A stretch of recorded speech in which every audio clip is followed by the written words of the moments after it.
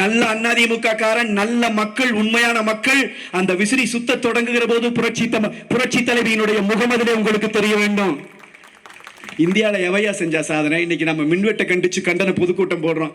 5 மணி நேரம் 4 மணி நேரம் கரண்ட் இல்லைன்னு தெருவில் நிற்குது மக்கள். நிற்கிறாங்களா இல்லையா? 1 மாத கால ஆட்சி.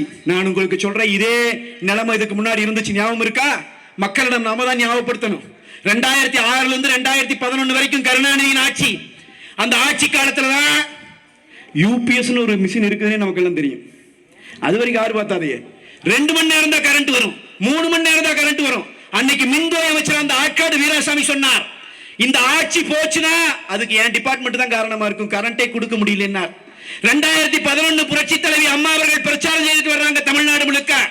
இரட்டை இலை தோரணங்களோடு அந்த தங்க தலைவி இந்த மக்கள் மன்றத்திலே பேசுகிற போது சொல்லுகிறார், ஆட்சிக்கு வந்தால் அடுத்த 6 மாத காலத்திற்குள் தமிழ்நாட்டை மின்வெட்டில்லாத மாநிலமாக மாற்றி காட்டுவேன். சொன்னவர் புரட்சி தலைவி அம்மா. வென்றார், வந்தார், முதல்வர் ஆனார். அடுத்த 6 மாத காலத்தில் தமிழ்நாடு மின்வெட்டில்லாத மாநிலமாக மாறியது. இதுதான் சத்தியம். இதுதான் அதிமுக காரன் நிர்வாக திறமை. உண்மையா இல்லைங்களா?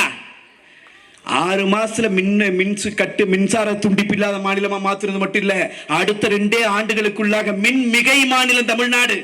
நமக்கு மின்சாரம் போல பக்கத்து மாநிலத்துக்கு நாம கொடுத்தோம். அதுக்கப்புறம் 2 வருஷத்துல புரட்சி தலைவி அம்மா அவர்கள் செய்து காட்டியதுதான் இந்தியாவினுடைய வரலாற்றில் இமயம் தொடங்கி குமரி வரை இருந்த எந்த முதலமைச்சரும் சாதிக்கவில்லை. புரட்சி தலைவி அம்மா அவர்கள் தான் ஒரு நாளைக்கு 2 மணி நேரம் தான் கரண்ட் வர இந்த நாட்டில் ஆட்சியை பிடிச்சு அடுத்த 4 வருஷத்துல தமிழ்நாட்டிலே இருக்கிற அத்தனை வீட்டிற்குள்ளும் 100 யூனிட் இலவச மின்சாரம் என்று அறிவித்தார்.